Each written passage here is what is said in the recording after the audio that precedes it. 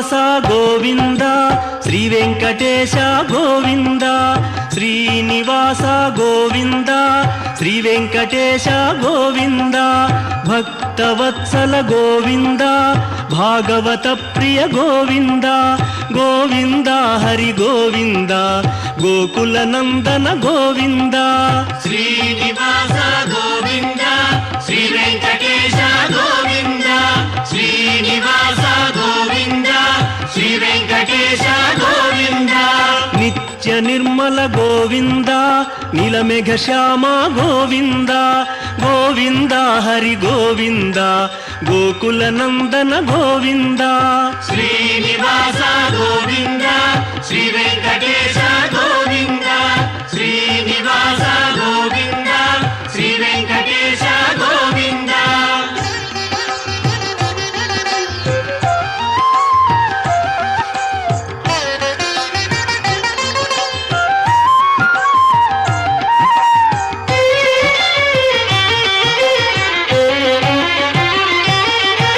పురాణ పురుష గోవింద పుండరీకాక్ష గోవింద గోవింద హరి గోవింద గోకుల నందన గోవింద శ్రీనివాస గోవింద శ్రీ వెంకటేశ గోవింద శ్రీనివాస గోవింద శ్రీ వెంకటేశ గోవింద నందనందన గోవింద నవనీత చోర గోవింద గోవింద హరి గోవింద గోకుల నందన గోవింద శ్రీనివాస గోవింద శ్రీ వెంకటేశ గోవింద శ్రీనివాస గోవింద శ్రీ వెంకటేశ గోవింద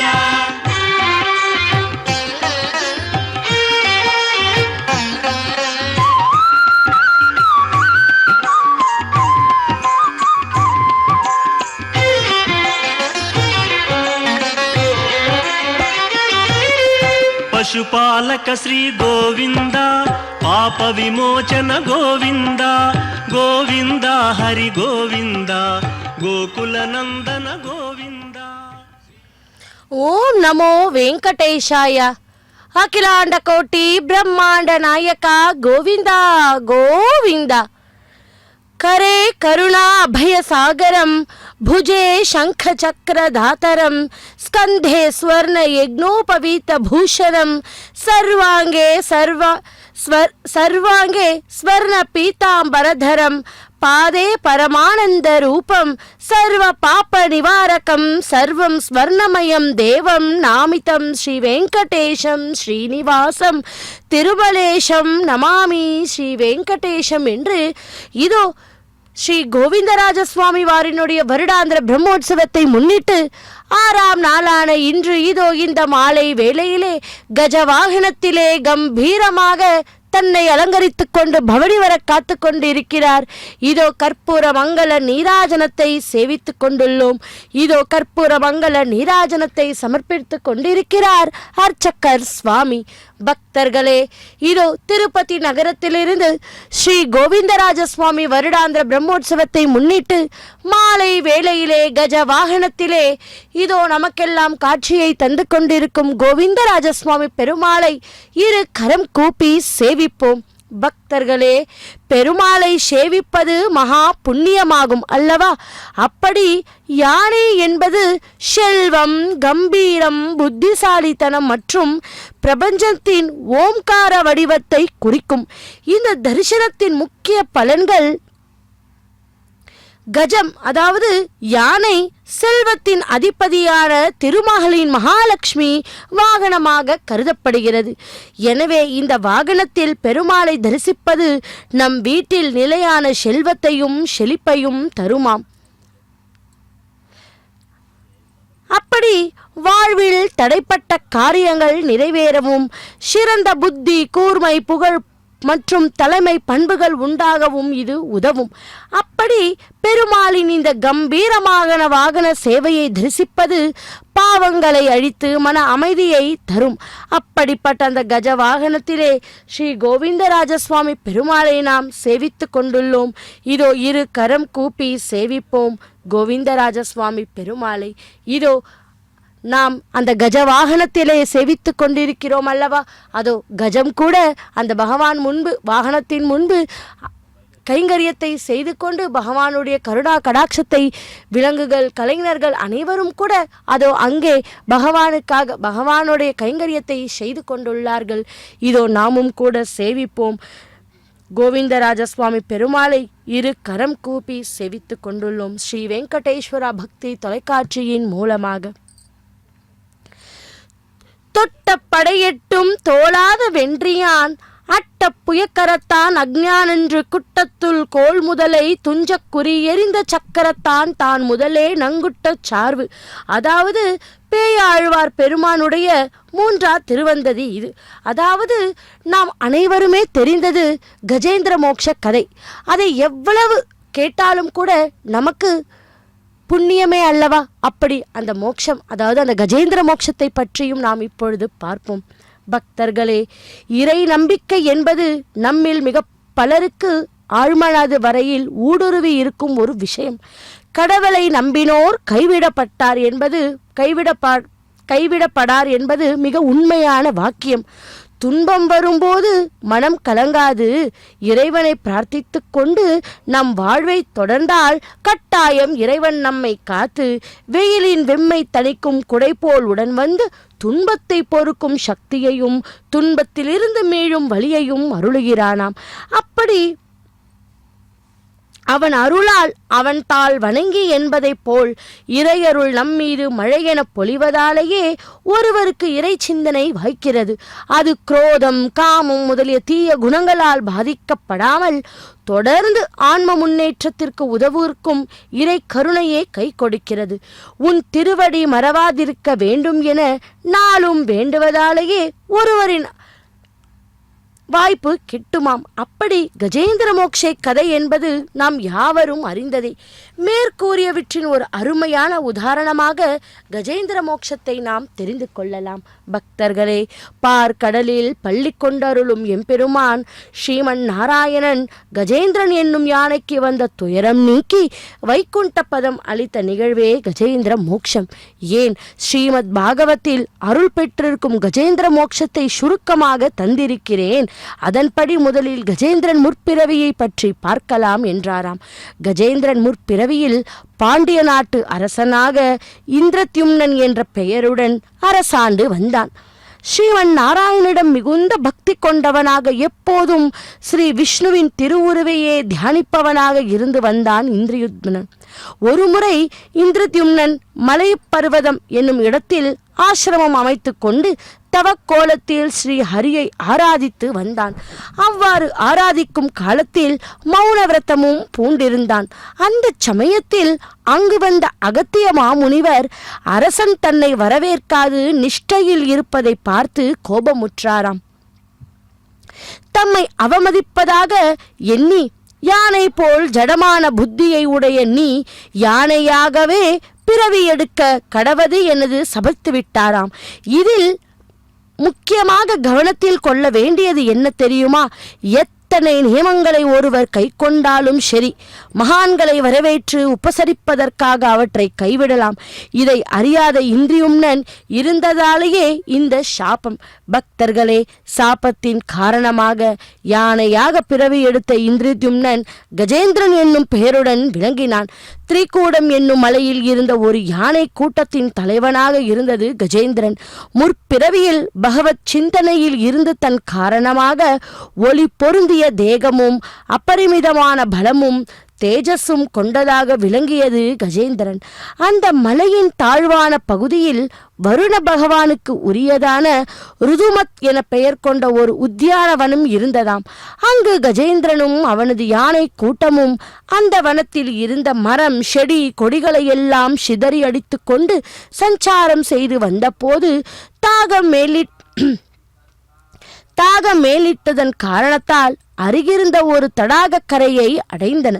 தாமரை மலர்கள் நிறைந்த அந்த குளத்தில் கஜேந்திரனும் மற்ற யானைகளும் துதிக்கையால் நீரை எடுத்து எடுத்து அருந்துவதோடு மட்டுமல்லாமல் மற்ற யானைகளின் மேல் வாரி இறைத்தும் நீரை மேல் நோக்கி பொழிந்தும் விளையாடத் தொடங்கின. அந்த சமயத்தில் அங்கிருந்த ஒரு முதலை சினம் கொண்டு கஜேந்திரனின் காலை பிடித்து பலங்கொண்ட மட்டும் இழுத்தது. அந்த முதலையும் ஒரு சாபத்தின் காரணமாகவே இந்த பிறவியை அடைந்து இருந்தது. ஹூ என்ற பெயருடைய ஒரு கந்தர்வன் தம் மனைவிமாருடன் இந்த குளக்கரையில் நீராடிய போது நீருள் இருந்த தவம் புரிந்த வந்த தேவலர் என்ற முனிவரின் காலை பற்றி அறியாமல் இழுத்து விட்டானாம். அப்படி தவம் களைந்த முனிவர் கடும் கோபத்துடன் முதலையாக பிறக்க வேண்டுமென்று அவனுக்கு சாபம் கொடுத்து விட்டார்.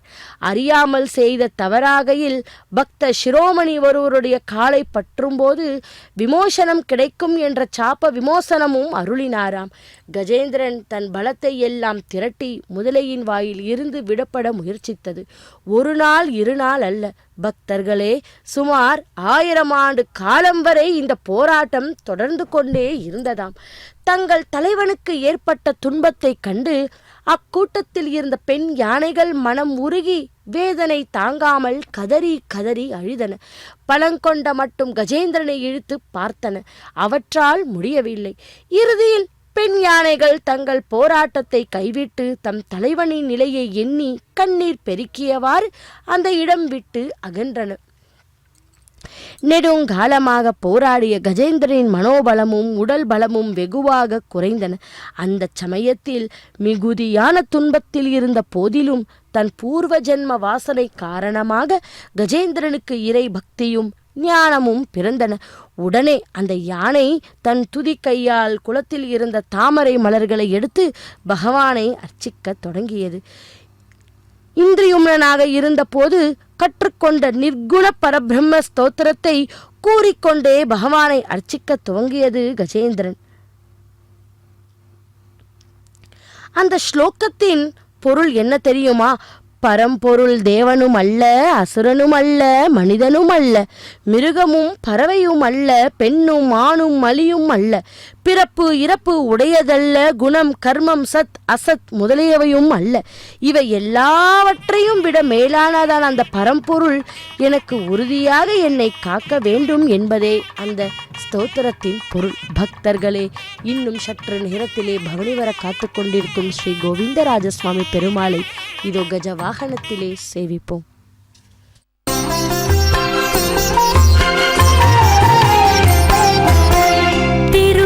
పురములోన తిరముగాశయనించి కురిపించు వరములను గోవిందరాజా గోవిందరాజా. తిరుపతి పురములోన తిరముగాశయనించి కురిపించు వరములను గోవింద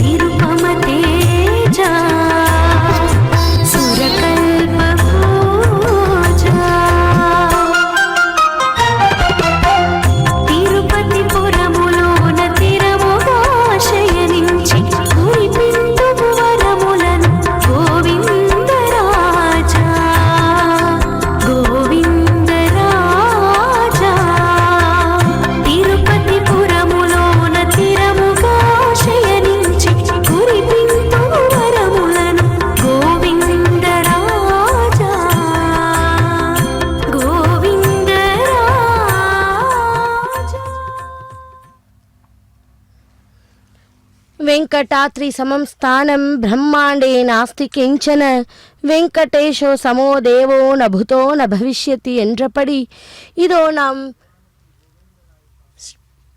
பெருமாளுக்கு சமமான தெய்வம் வேறு ஒன்றும் இல்லை, இனிமேல் இருக்க போறதும் இல்லை என்பதே இந்த ஸ்லோகத்தின் பொருள்.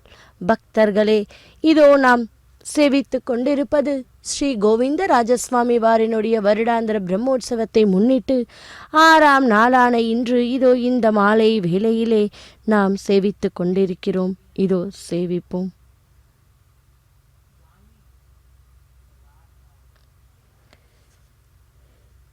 யாரால் இந்த உலகம் உருவாகி உயிரூட்ட பெற்றதோ அந்த புருஷனாகவும் பிரகிருத்தியாகவும் விளங்கும் பரம்பொருளுக்கு வந்தனம் செய்கிறேன்.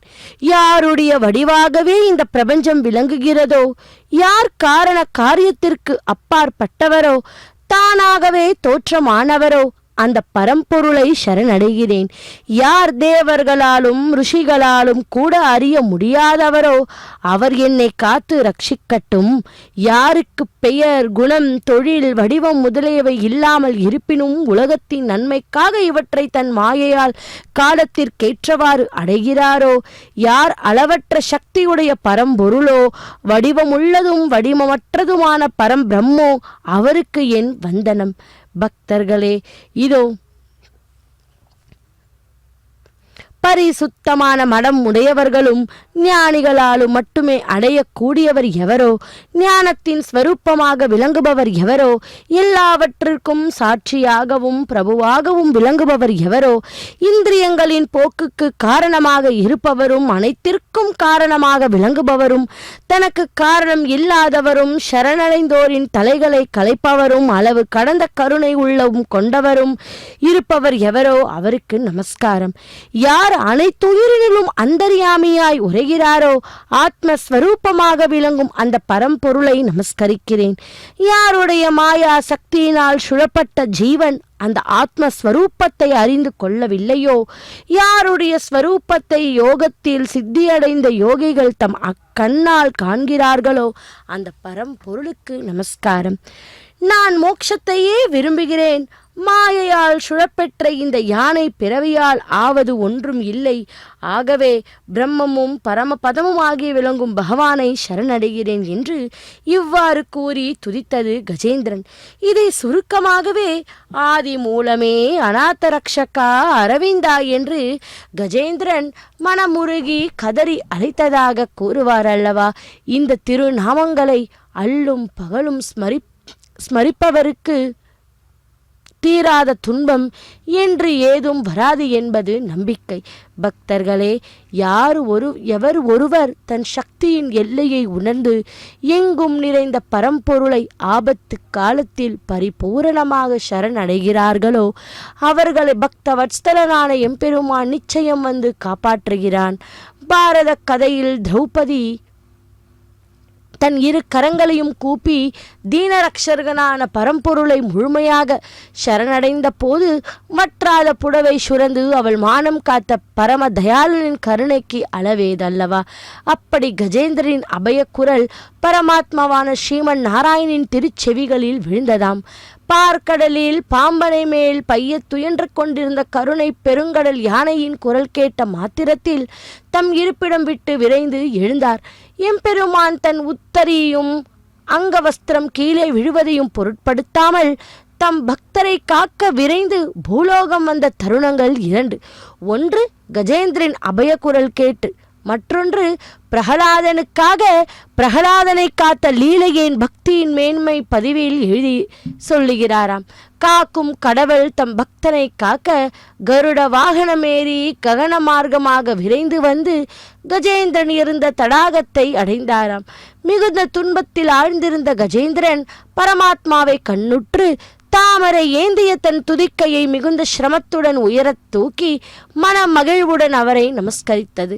பகவான் தன் சக்கராயுதத்தால் முதலையை பிளந்து முதலில் கந்தர்வனுக்கு சாப விமோச்சனம் கொடுத்தாராம். பரம பாகவத்கரான இறையன் அப்பர்களின் திருவடிகளை பற்றுபவர்களுக்கு அல்லவோ இறைவன் முன்னுரிமை அளிக்கிறார். ஹூஹூவும் பகவானை வலம் வந்து நமஸ்கரித்து அவரை பலவாறாக துதித்து வணங்கி தன் இருப்பிடம் சேர்த்தன. அதன்பின் வைகுண்ட பதம் அடையும் காலம் வரை அதன் பொருட்டு துன்பத்தை அனுபவித்த கஜேந்திரனுக்கு எல்லா தேவர்களும் சூழ்ந்திருந்து மலர் மாறி பொழிய அனைத்து பதங்களிலும் சிறந்ததும் மேலானதும் ஆன்மாக்களின் உயர புகலிடமும் ஆன வைகுண்ட பதத்தை அளித்திருந்தார்.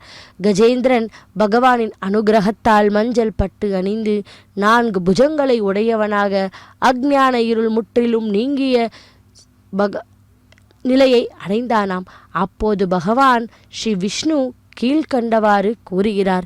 யார் ஒருவர் இந்த தடாகத்தையும் உன்னையும் என்னையும் இந்த திரிகூட மலையையும் வனத்தையும் இதில் இருக்கும் மூங்கில் புதர்கள் தேவ விருஷங்கள் ஆகியவற்றும் எனது மச்ச அவதாரம் முதலான அவதார லீலைகளையும் சூரியனையும் சந்திரனையும் அக்னியையும் ஓங்காரத்தையும் சக்தியும் யோகமாய பசு வேதம் அறிந்த அந்தணர்கள் நிரந்தரமான தர்மம் சந்திரன் கஷ்யப்பர் ஆகியோருடைய பத்தினிகளான தக்ஷ பிரஜாபதியின் புத்திரிகள் கங்கை சரஸ்வதி யமுனை ஐராவதம் சப்த ரிஷிகள் துருவன் நற்சிந்தனையுள்ள மனிதர்கள் ஆகியோரையும் விடியற் காலையில் தூய மனதோடு ஸ்மரணை செய்கிறார்களோ அவர்களை எல்லா பாவங்களிலிருந்தும் விடுவிக்கிறேன் என்றாராம். பக்தர்களே, இதோ கஜேந்திர மோக்ஷ சரித்தம் துன்பத்தால் துவளாத மன உறுதியையும் என் நிலையிலும் இறைவனை நம்பும் நற்சிந்தனையையும் நமக்கு தருகிறது. இதே போன்று ஸ்ரீ கிருஷ்ணாவதாரத்தின் போது காட்டுத்தீயினால் சுழப்பட்ட கோப்பர்களின் அயக்குரல் கேட்டு ஓடோடி வந்து காப்பாற்றினார் அல்லவா ஸ்ரீ கிருஷ்ண பரமாத்மா. அந்த சமயத்தில் கோப்பர்கள் துதித்த தாவநாச சம்ஹரண ஸ்தோத்திரமும் எத்தகைய ஆபத்தையும் நீக்கவல்ல மகிமை பொருந்திய துதி ஆகும் என சக பொருந்திய துதியாகும் என சக வலைப்பதிவரும் அன்பு சகோ என்று கூறுகிறார். பக்தர்களே, இதோ நாமும் கூட அந்த கஜேந்திர மோட்சத்தை பற்றி தெரிந்து கொண்டு அந்த கஜேந்திரன் கஜவாகனத்திலே எழுந்தருளி இருக்கும் அந்த பரந்தாமனை ஸ்ரீ கோவிந்தராஜ சுவாமியை 2 கரம் கூப்பி சேவித்து கொண்டுள்ளோம். இதோ ஸ்ரீ வருடாந்திர பிரம்மோற்சவத்தை முன்னிட்டு கஜவாகனத்திலே கம்பீரமாக பூ மாலையாலும் மாலையாலும் தன்னை அலங்கரித்து கொண்டு இதோ மாட வீதிகளிலே பவனி வந்து கொண்டிருக்கிறார் ஸ்ரீ கோவிந்தராஜ சுவாமி பெருமாள். இதோ சேவிப்போம்.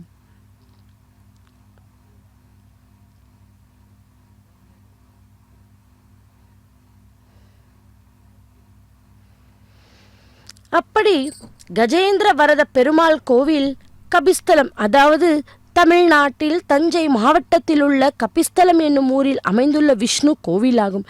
இந்த கோவில் 108 திவ்ய தேசங்களுள் ஒன்று. பக்தர்களே, இதோ கபி என்ற குரங்கு, கபி என்றால் குரங்கு என்று பொருள். ஸ்ரீ ஆஞ்சநேயர் கடும் தவம் செய்து பெருமாளின் தரிசனம் பெற்றார். எனவே கபிஸ்தலம் என அழைக்கப்பட்டது. அங்கு இந்திரியும்னன் என்ற அரசன் சிறந்த விஷ்ணு பக்தனாக விளங்கினான். ஒரு சமயம் அவன் விஷ்ணு வழிபாட்டில் தன்னை மறந்து ஆழ்ந்திருந்த போது அவனை காண துர்வாச முனிவர் அங்கே வந்தார். அரசன் அவரது வருகையை உணரவே இல்லை. தன்னை அரசன் அவமதித்து விட்டதாக கோபம் கொண்ட முனிவர்களை மதிக்கத் தெரியாத நீ யானையாக பிறப்பாய் என சாபம் கொடுத்து விட்டாராம். பின் தன்னை மன்னிக்கும்படி வேண்டிய அரசனிடம் திருமால் மேல் பக்தி கொண்ட யானைகளுக்கு அரசனாக பிறந்து திருமால் மூலமாக சாப விமோச்சனம் அடையவாய் என்று கூறினார். ஒரு குளக்கரையில் இருந்த கூஹு என்ற அரக்கன் குளத்தில் குளிக்க வருவோரையெல்லாம் காலை பிடித்து நீருக்குள் இழுப்பதை வாடிக்கையாக கொண்டிருந்தானாம். ஒரு நாள் அங்கு வந்த அகத்தியர் காலையும் நீருக்குள் இழுத்து அவர் அவனை முதலையாக்கி சாபம் கொடுத்தார். மன்னிப்பு வேண்டி நின்ற அரக்கனுக்கு திருமால் மூலம் சாப விமோச்சனம் கிடைக்கும் என கூறினாராம். வழக்கம் போல் ஒரு நாள் யானைகளின் அரசனான கஜேந்திரன் இதோ சேவிப்போம். ஸ்ரீ கோவிந்தராஜ சுவாமி பெருமாளை கஜவாகனத்திலே பவனி வந்து கொண்டிருக்கும் காட்சி.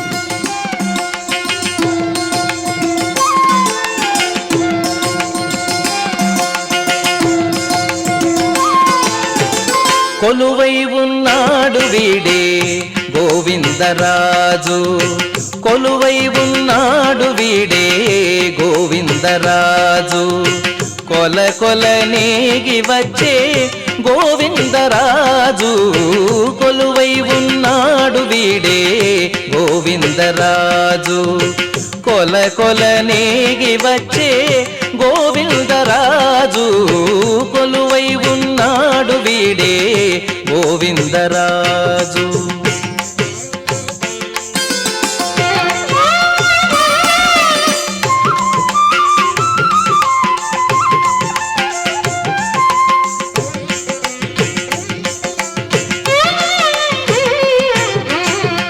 గొడుగుల నీడల గోవిందరాజు గుడిగొన్న పడగేల గోవిందరాజు గొడుగుల నీడల గోవిందరాజు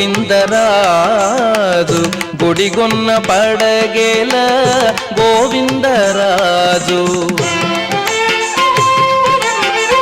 కుడి ఎడమ కాంతల గోవిందరాజు కుడి ఎడమ కాంతల గోవిందరాజు పొడి సాగే పౌజుల గోవిందరాజు పొడి సాగే పౌజుల గోవిందరాజు కొలువై ఉన్నాడు వీడే గోవిందరాజు కొల కొల నేగి వచ్చే గోవిందరాజు కొలువై ఉన్నాడు వీడే గోవిందరాజు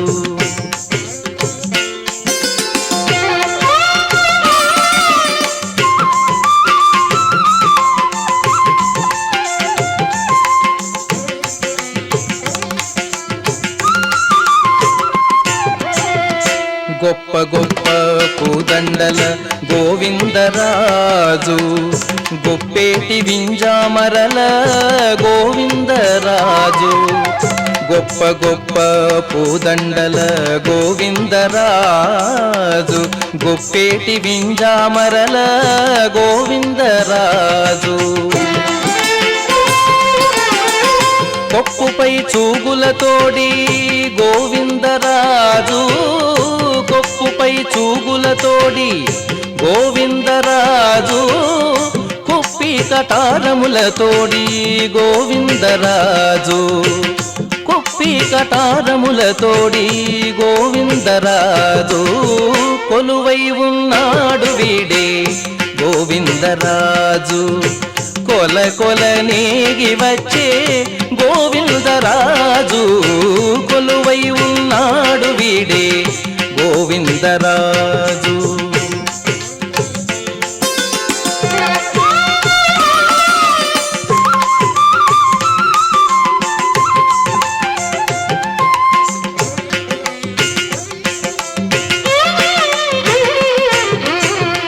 గొరబు సింగారాల గోవిందరాజు కురులు దూవించుకొని గోవిందరాజు గొరబు సింగారాల గోవిందరాజు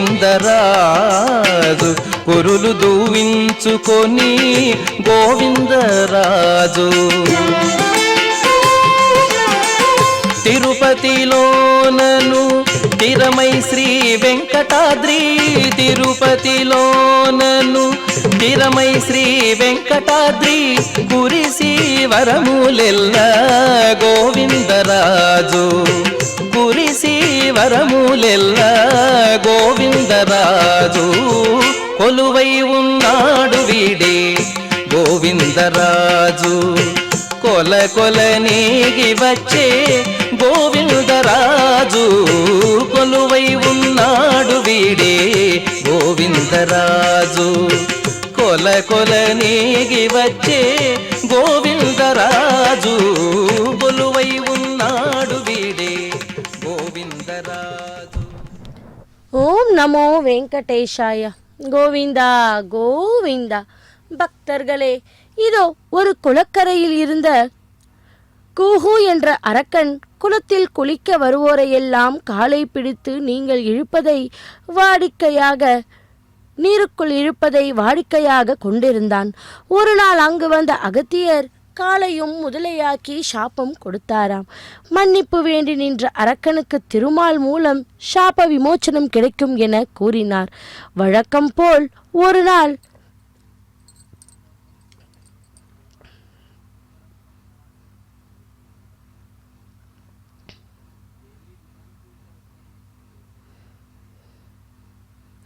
யானைகளின் அரசனான கஜேந்திரன் விஷ்ணுவை வழிபட தாமரைப்பூ எடுப்பதற்கு அக்குளத்திற்குள் சென்றபோது முதலையாக அங்கிருந்த அரக்கன் கஜேந்திரன் ஒரு காலை கவ்விக்கொண்டான். காலை விடுவித்துக் கொள்ள முடியாத கஜேந்திரன் திருமாலை ஆதி மூலமே காப்பாற்று என்று அபயக்குரல் கொடுத்தது. திருமாலும் காட்சி தந்து முதலையை சக்கராயுதத்தால் கொன்று யானையை காப்பாற்றினார். முதலை யானை இரண்டுமே சாப விமோச்சனம் அடைந்தது. பக்தர்களே, இவ்வாறு யானைக்கு திருமால் அருளிய தலமே அந்த கஜேந்திர வரத பெருமாள் கோயில் என்று கபிஸ்திரத்தில் இருக்கும் அந்த கோயில். பக்தர்களே, அப்படிப்பட்ட அந்த கஜேந்திரனே இதோ ஸ்ரீ கோவிந்தராஜ சுவாமி பெருமாளை ஏந்திக்கொண்டு பவனி வந்து கொண்டிருக்கும் காட்சியை சேவித்து கொண்டுள்ளோம். இதோ பூ மாலையாலும் மாலையாலும் அலங்கரித்து கொண்டு கோவிந்தராஜ சுவாமி பெருமாள் 4 மாட வீதிகளிலே பவனி வந்து கொண்டிருக்கிறார்.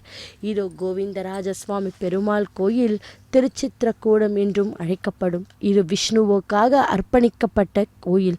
தென்னிந்திய மாநிலமான தமிழ்நாட்டில் உள்ள சிதம்பரத்தில் அமைந்துள்ள 4000 திவ்ய பிரபந்தத்தில் இந்த கோயில் மகிமையை படுத்தப்பட்டது. விஷ்ணுவுக்கு அர்ப்பணிக்கப்பட்ட 108 திவ்ய தேசங்களில் இதுவும் ஒன்றாகும்.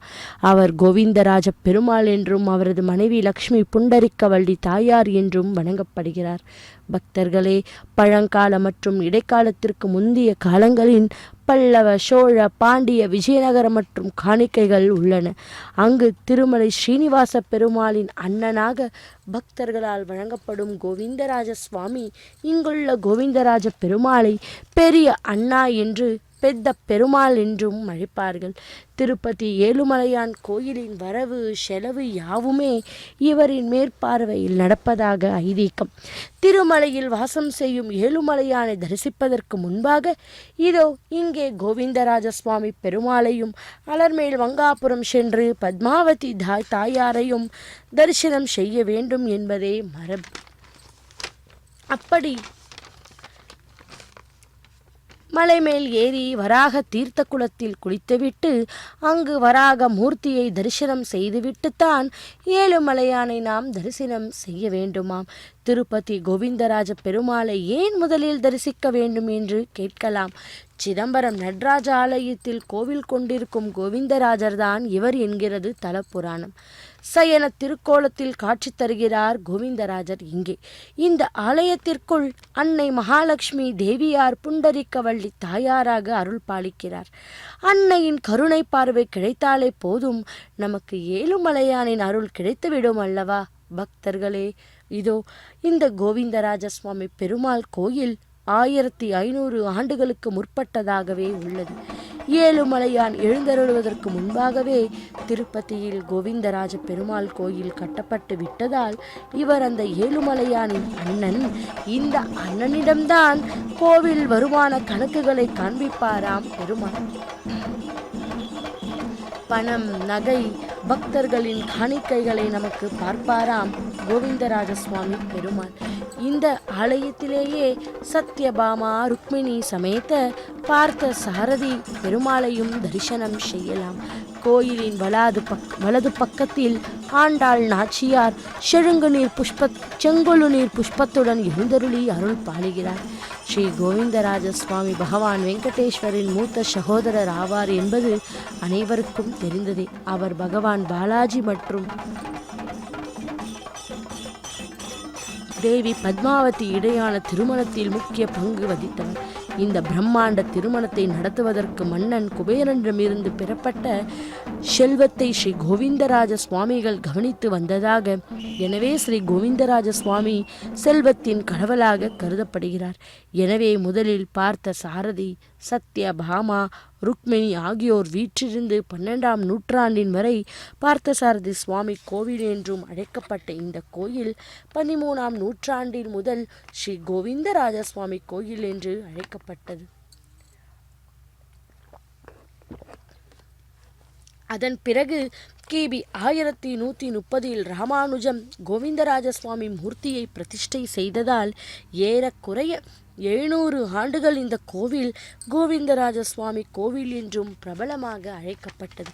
அப்படிப்பட்ட இந்த கோயிலிலிருந்து ஸ்ரீ வருடாந்திர பிரம்மோற்சவத்தை முன்னிட்டு நாம் சேவித்து கொண்டிருப்பது கஜ வாகனத்திலே எழுந்தருளி இருக்கும் ஸ்ரீ கோவிந்தராஜ சுவாமி பெருமாளை. பக்தர்களே, இதோ கண் குளிர ஸ்ரத்தை பக்தியுடன் நாமும் கூட சேவிப்போம். ஸ்ரவணம் கீர்த்தனம் விஷ்ணோர் ஸ்மரணம் பாத சேவனம் அர்ச்சனம் வந்தனம் தாஸ்யம் சக்கியம் ஆத்ம நிவேதனம் என்று, அதாவது விஷ்ணுவின் புகழை செவியார கேட்பதும், அவருடைய கல்யாண குண வைபவங்களை வாயார பாடுவதும், அவன் நாமாவை மனமாற நினைப்பதும், அவனுக்கு திருத்தொண்டு செய்வதும், அவனை புஷ்பத்தால் அர்ச்சிப்பதும், அவன் தாழினை தலையால் வணங்குவதும், அன்பால் மெய்யுருகுவதும், மனதால் தியானிப்பதும், அவனுக்கு அடிமை பூண்டு வாழ்நாளை கழிப்பதும் நமக்கு நிலையான பேரின்பங்களையும் சகல சௌபாகியங்களையும் தந்தருளும் என்பது அவனது பொன்னான திருநாமத்தின் பிரபாவம் அன்றோ. விஷ்ணுவே பரம்பொருள் என்பது வேதவாக்கு. நாராயணா என்று அவர் திருநாமத்தை ஜபிப்போருக்கு நலமெல்லாம் பொங்கி பெருகும், நாளெல்லாம் இன்பம் தங்கும். இந்த கலியுகத்தில் ஸ்ரீ விஷ்ணு திருவேங்கடமுடையான் என்னும் திருநாமத்துடன் கண் கண்ட தெய்வமாக, பக்தர்களை காத்தருளும் பரம தயாளனாக, கேட்ட வரம் தந்தருளும் கருணை கடலாக, அருள் வடிவனாக, அலங்கார ரூப சுந்தரனாக திருப்பதி என்னும் திருமாமலையை தமது விஜய ஸ்தானமாக நித்திய வாட்ஸ்தலமாக கோயில் கொண்டுள்ளார். பக்தர்களே, இந்த திருமலை என்பது ஸ்வயம் பக்த க்ஷேத்திரம், அதாவது பரந்தாமனே விரும்பி எழுந்தருளிய க்ஷேத்திரம். ஸ்ரீமன் நாராயண நித்தியவாசம் புரியும் இந்த திருமலையில் நித்திய கல்யாணம் பச்சை தோரணம் என்னும் பழமொழிக்கு ஏற்ப வருஷம் 365 நாட்களும் திருவிழா கோலம்தான். பக்தர்கள் திருவேங்கடமுடையானை பரிபூரணமாக நம்புகிறார்கள்.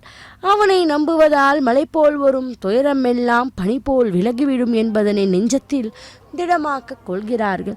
7 மலையாளுக்கு அப்பால் கோயில் கொண்டிருக்கும் திருவேங்கடமுடையான் ஏழைகளை ரட்சிக்கும் கருணாகரன், கலியுக வரதன், புண்ணிய புருஷன், புருஷோத்தமன், குவலயம் போற்றும் கோவிந்தன் கோவிந்தன் கோவிந்தன்.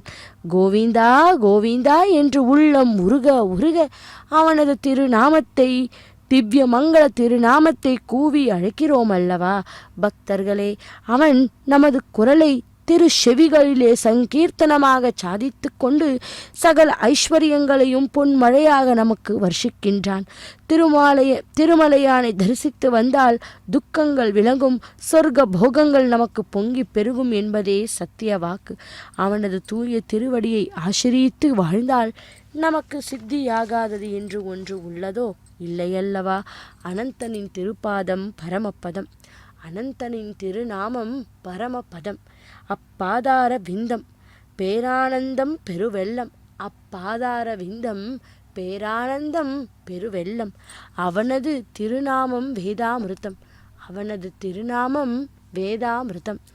அவன் தரிசனம் ஆனந்தம், ஆஹா என்றுமே பரமானந்தம்.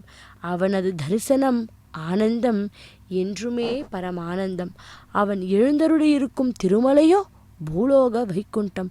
பூலோக வைகுண்டமாக பக்தர்களால் ஏற்றி தொழுது கொண்டாடப்படும் இதோ இந்த திருப்பதி நகரத்திலிருந்து நாம் இதோ வெங்கடேஷ பெருமாளுடைய அண்ணா என்று அழைக்கக்கூடிய பெத்த பெருமாள் என்றும் சொல்லக்கூடிய ஸ்ரீ கோவிந்தராஜ சுவாமியை இதோ நாம் வருடாந்திர பிரம்மோற்சவத்தை முன்னிட்டு 6ஆம் நாளான இன்று மாலை வேளையிலே இதோ கஜ வாகனத்திலே கம்பீரமாக தன்னை அலங்கரித்து கொண்டு 4 மாட வீதிகளிலே பவனி வந்து கொண்டிருக்கிறார் ஸ்ரீ கோவிந்தராஜ சுவாமி பெருமாள். பக்தர்களே, இதோ சேவிப்போம். அப்படி திருமகளின் 8வது வடிவம்தான் கஜலட்சுமி அல்லவா. 8 திசைகளுக்கு உரிய யானைகள் நீராட்ட அவள் தாமரை மலரில் வீற்றிருக்கிறாள். இவள் கடலில் இருந்து வெளிப்பட்டதும் திசை யானைகள் 8 எட்டும் என் திசையிலிருந்தும் பொற்குடங்களில் தூய நீரை ஏந்தி வந்து நீராட்டின என்கிறது விஷ்ணு புராணம். இங்கனம் யானைகள் நீராட்ட நடுவில் வீற்றிருப்பதால் இவளை கஜலட்சுமி என்று அழைக்கிறார். இவளை விளக்கில் நிலைப்படுத்தி வணங்குவது நெடுக்கால வழக்கம். விளக்கில் திருவாசிக்கு நடுவே கஜலட்சுமி வடிவத்தை அமைக்கிறார். இவளை சாந்தலக்ஷ்மி, தயாலக்ஷ்மி, சுதந்திரலக்ஷ்மி என்று பலவாறு போற்றுகிறார். சங்க இலக்கியங்களில் கஜலட்சுமியை பற்றி குறிப்புகள் உள்ளன. பக்தர்களே, பழங்காசுகளில் அவர் கஜலட்சுமியாக பொறிக்கப்பட்டுள்ளார். வடநாட்டில் கண்டெடுக்கப்பட்ட சில முத்திரைகளில் மேற்கரங்களில் சங்கு, பறவை ஆகியவற்றை ஏந்தியபடி காட்சி தருகிறாள் கஜலட்சுமி. யானைகளின் சங்கின் மீதும் பறவையின் மீதும் நீரை பொழிகின்ற தென் இந்தியாவில் உள்ள பல கோயில்களில் லக்ஷ்மியின் மேற்கரங்களில் உள்ள தாமரை மலர்களில் வீற்றிருப்பதை நாம் காண்கிறோம் அல்லவா? பக்தர்களே, இதோ என் திசை யானைகளும் இவளை நீராட்டுவதாக புராணங்கள் சொன்னாலும் நடைமுறையில் 2 யானைகள் நீராட்டுவது போல்தான் அமைத்துள்ளார்கள். மேற்கரங்களில் தாமரை மலர்களையும் கீழ்கரங்களில் அபய வரத முத்திரைகளையும் தாங்கி அருள் பாலிக்கிறார் கஜலட்சுமி. சூக்தம் அவள் யானைகளின் பிளரிலால் மகிழ்வதாக கூறுகிறது. யானைகள் செல்வத்தின் அடையாளமாகும். யானையை லக்ஷ்மியாக போற்றுகிறார். பூஜைகளின் தொடக்கத்தில் செய்யப்படும் கஜ பூஜையால் மகிழும் மகாலட்சுமி அந்த இடத்தில் பரிவாரங்களுடன் எழுந்தருளுகிறார் என்று நம்புகிறார். கஜலட்சுமி திருவடியை வீட்டின் நிலைப்படிகளிலும் அமைப்பார்கள். இதனால் அந்த வீட்டில் உள்ளவர்களுக்கு அவள் விரும்பியதை விரும்பியவாறு நிறைவாக அளித்து அந்த இல்லத்தில் சகல சௌபாகியங்களையும் செல்வங்களையும் பெருக்க செய்வாள் திருமகள். தீபங்கள், யானைகள், பூரண கும்பம் ஆகியன லக்ஷ்மி கடாட்சம் நிறைந்தவை. இந்த 3ம் இருக்கும் இடத்தில் செல்வ வளத்துக்கு குறையில்லை. பக்தர்களே, அப்படி நாமும் கூட அதோ அந்த கஜேந்திரனை மனதால் தியானிப்போம், துதிப்போம். அந்த ஸ்ரீ கோவிந்தராஜ சுவாமி பெருமாளுடைய வருடாந்திர பிரம்மோற்சவத்தை முன்னிட்டு 6ஆம் நாளான இன்று இதோ நாம் சேவித்து கொண்டிருப்பது கஜ வாகனத்திலே கம்பீரமாக எழுந்தருளி இருக்கும் ஸ்ரீ கோவிந்தராஜ சுவாமி பெருமாள். பக்தர்களே, இதோ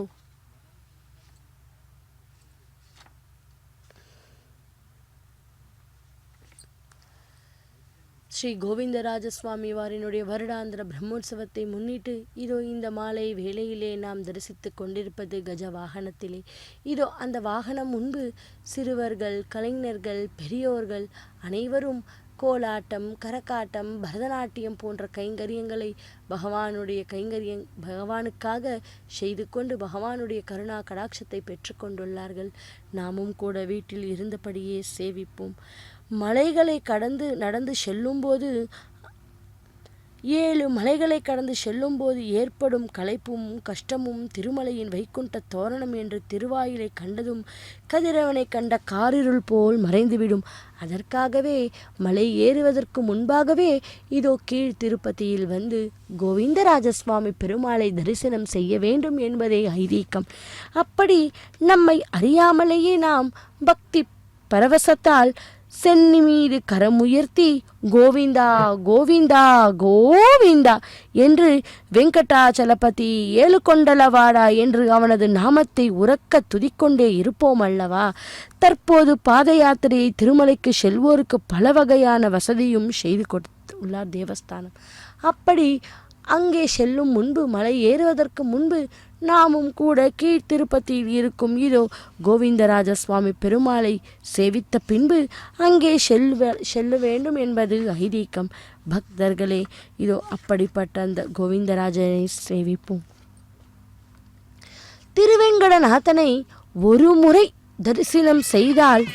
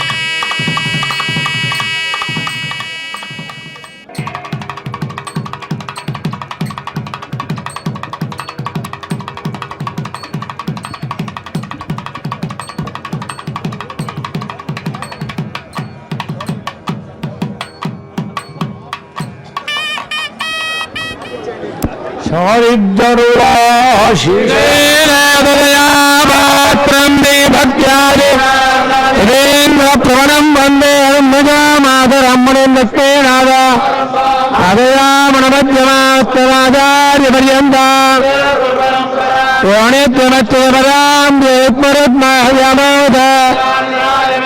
అష్టాక్షర భగవతో త్రిగేంద రామానుజచరణ ఆదావినాయతనయా బోధే హవం ఆద్యత్వపదే గుణాభిరామం శ్రీమద్వయం శ్రీగుణం ఉదంతరత్వగదాభ్యపట్టణాయ భక్తిదా గుణదేవర శ్రీమత్పరామణి అమృతోత్వమందోత్వందే వందేత్వమాయార வாழ்த்தேந்த பரோஹரம் தொழுது குருஹோர அரண்பே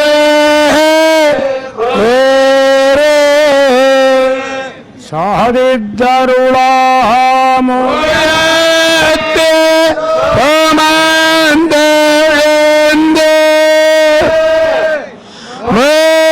மேந்தேத்தே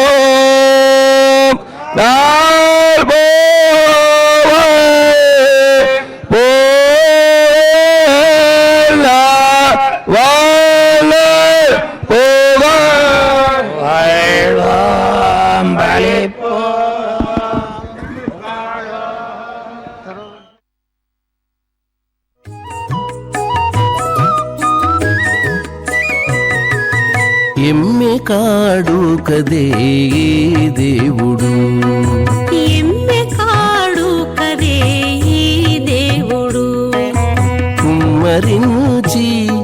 కుమ్మరించి మేలు గోవిందరాజు ఎమ్మె కాడు కదే దేవుడు కుమ్మరించి మేలు గోవిందరాజు ఎమ్మె కాడు కదే దేవుడు ఎమ్మె కాడు కదే దేవుడు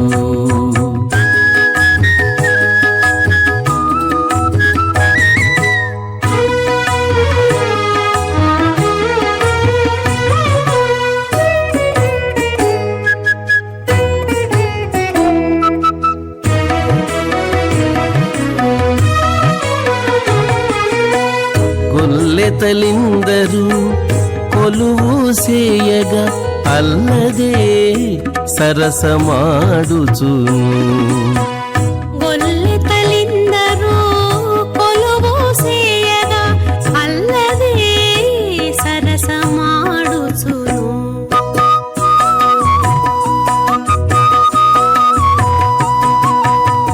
తెల్లని కన్నుల తేట చూపులతో తెల్లని కన్నుల తేట చూపులతో పొల్లున నవ్వి నీ గోవిందరాజు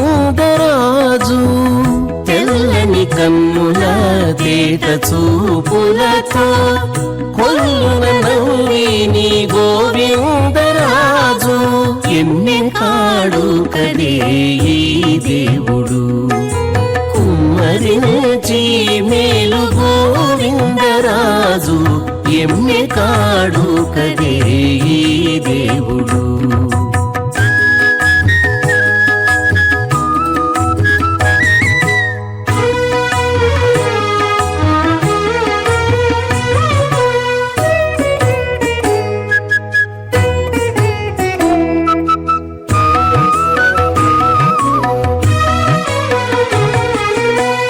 పడతూలిద్దరూ పాదాలొత్తగా అడవివారల కుచములంటుచును పడతులిద్దరూ పాదాలొత్తగా అడరివారల కుచములంటుచును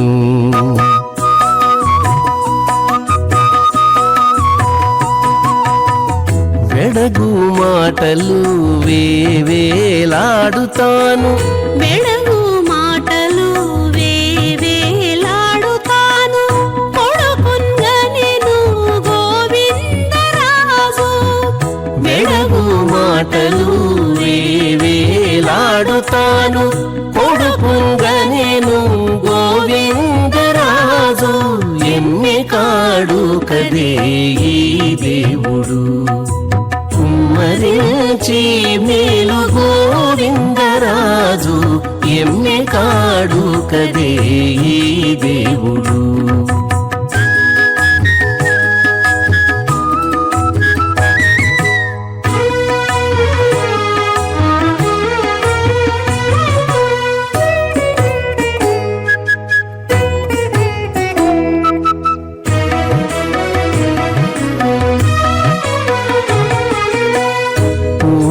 పూవారు వద్దనే ఉండగా జాడువలపులు చల్లుచును ఊడిగ పూవారు వద్దనే ఉండగా జాడువలపులు చల్లుచును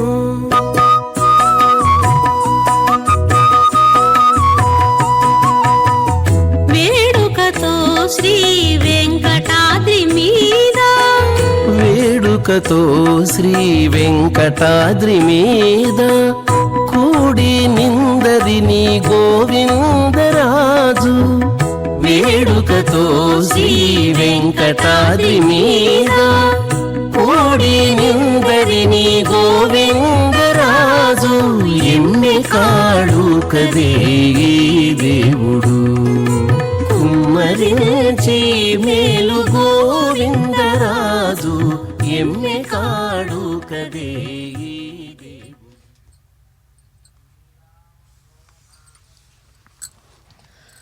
ஓம் நமோ வெங்கடேஷாய கோவிந்தா கோவிந்தா பக்தர்களே இதோ திருப்பதியில் இருந்து நேரடி ஒளிபரப்பில் நாம் சேவித்து கொண்டிருப்பது ஸ்ரீ கோவிந்தராஜ சுவாமி பெருமாளுடைய வருடாந்திர பிரம்மோற்சவத்தை முன்னிட்டு 6ஆம் நாளான இன்று இதோ மாலை வேளையிலே கஜ வாகனத்திலே கம்பீரமாக எழுந்தருளியிருக்கிறார் ஸ்ரீ கோவிந்தராஜ சுவாமி. இதோ 4 மாட வீதிகளிலே பவனி வந்து கொண்டிருக்கும் காட்சியைத்தான் நாம் சேவித்து கொண்டுள்ளோம். மங்கள பொருட்களில் ஒன்றுதான் யானை. சுவாமி புறப்பாட்டின் போதும் ராஜ பவனிகளிலும் முதலில் வருவது யானையே. யானை இல்லாத லக்ஷ்மி படத்தை பார்க்க முடியாது அல்லவா பக்தர்களே? புராண காலம் தொட்டு யானை நம் வாழ்வுடன் கலந்த ஒரு இனமாக இருந்து வருகிறது. ஐராவதம் என்ற யானை லக்ஷ்மியின் கூட பிறப்பே. குடும்பம் நடத்துவதில் நாம் யானைகளிடமிருந்து பல விஷயங்களை தெரிந்து கொள்ள வேண்டும். காட்டு யானைகள் குடும்பமாக வாழும். ஒவ்வொரு குடும்பத்துக்கும் ஒரு யானை தலைவனாக இருக்கும். கொம்பன் எனப்படும் இந்த யானைக்கு கட்டுப்பட்டுத்தான் குடும்பத்தில் உள்ள மற்ற யானைகளும் நடக்கும். வயதிலும் அனுபவத்திலும் இது முதிர்ந்ததாக இருக்கும். குடும்பம் எங்கே செல்வதானாலும் இந்த கொம்பன் தான் முன்னே செல்ல வேண்டும். மற்றவை இதன் பின்னே செல்ல வேண்டும். எல்லாவற்றுக்கும் பின்னல் மற்றொரு முதிர்ந்த யானை போகுமாம். குடும்ப பாதுகாப்பில் இப்படி ஒரு கட்டுப்பாட்டை இவை பின்பற்றுகின்றன அல்லவா? அமைதியான குடும்பத்துக்குள் சண்டை சச்சரவுகள் முழுவதும் உண்டு. வளரும் ஆண் யானை ஏதாவது காதல் போதையில் தவறாக நடந்தால் தலைமை யானை எதிர்த்து அடக்கும். यदोर्ध्वस्तिष्ठाद्रवीणेह दत्ताद्यद्वाक्षजो मातुरस्य उपस्थे समिद्धस्य श्रजामानः पुरस्ताद् ब्रह्मा वन्वानो अजरं सुवीरम् आरे अस्मदमातिं भाजमान उच्छ्राजस्व महते सौभागाय उच्छ्राजस्व वनस्पते वर्ष्मन् पृथिव्या अधि स्वमीति बीजमानो वर्चोधा यज्ञवासे युवा सुवासाः परिवीत आगात्स उश्रेय भृगुराम गोविंद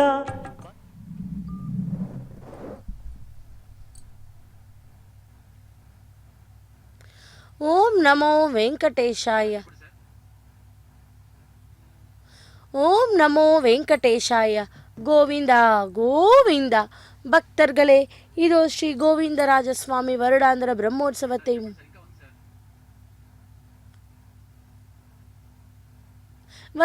பிரம்மோற்சவத்தை முன்னிட்டு மாலை வேளையிலே 6ஆம் நாளான இன்று இதோ மாலை வேளையிலே கஜ வாகனத்திலே கம்பீரமாக எழுந்தருளி பவனி வந்து கொண்டிருக்கும் காட்சியை தான் சேவித்து கொண்டுள்ளோம். ஸ்ரீ வெங்கடேஸ்வரா பக்தி தொலைக்காட்சியின் மூலம் சேவிப்போம். அமைதியான அப்படி விரட்டப்பட்டும் யானைக்கு அதன் பிறகு அந்த குடும்பத்தில் இடம் இல்லை.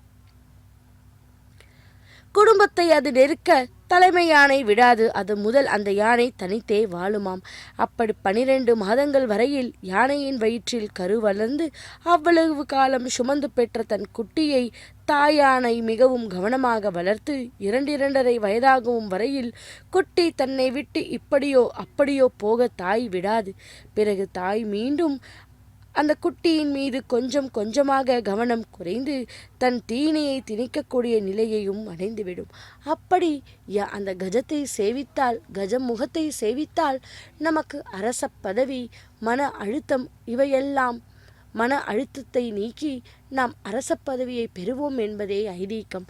பக்தர்களே, இதோ அப்படிப்பட்ட அந்த பரந்தாமனை ஸ்ரீ கோவிந்தராஜ சுவாமியை சேவித்து கொண்டுள்ளோம். இதோ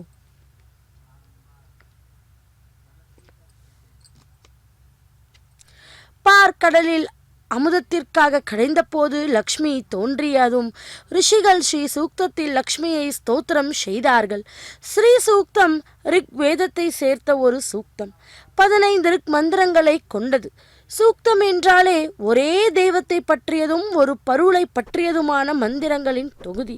பக்தர்களே, மகாலட்சுமியை பற்றி ஸ்ரீ சூக்தம் ரிக்வேதத்தில் கிளம் என்ற பகுதியில் உள்ளது.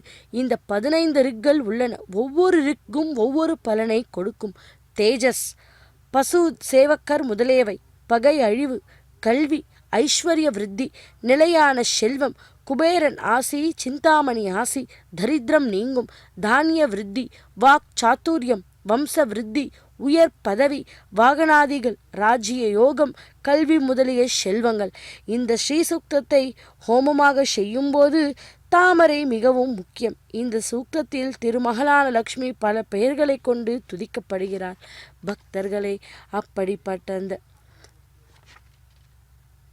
மகாலட்சுமிக்கு உரிய வாகனம் கஜம். அப்படிப்பட்ட அந்த கஜ வாகனத்திலே இதோ இப்பொழுது கோவிந்தராஜ சுவாமி பெருமாள் எழுந்தருளி பவனி வந்து கொண்டிருக்கிறார்.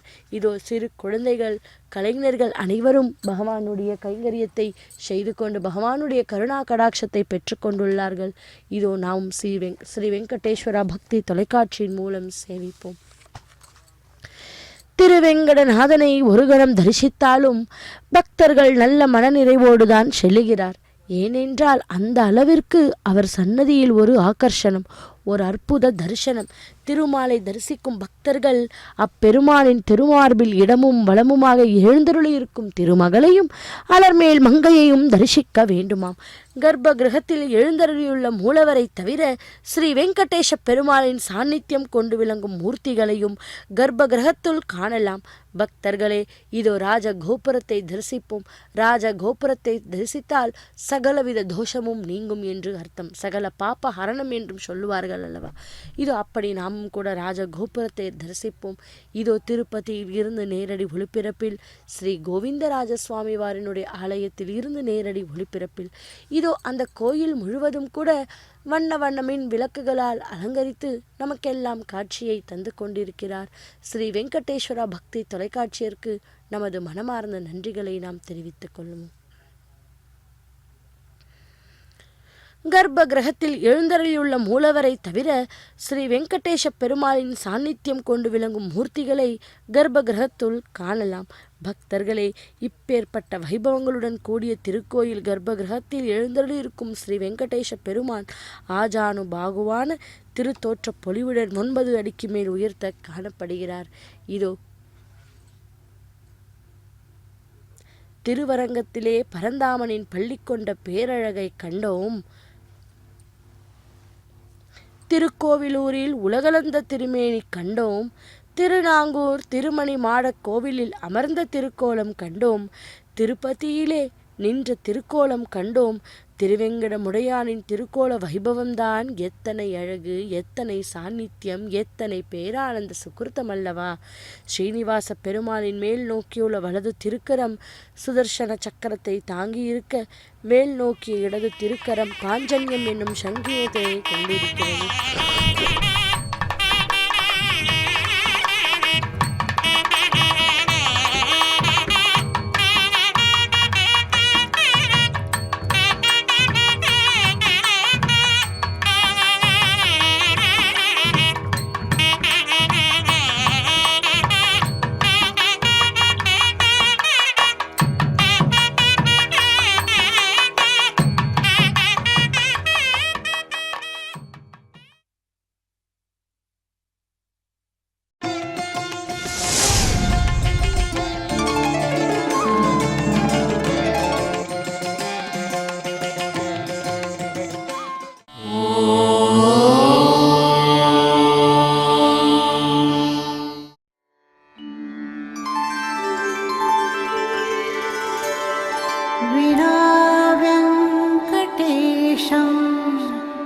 ननाथो ननाथः सदा वेङ्कटेशं स्मरामि स्मरामि।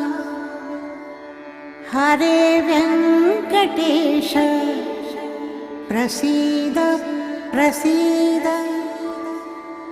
प्रियं वेङ्कटेश प्रयच्छ प्रयच्छ।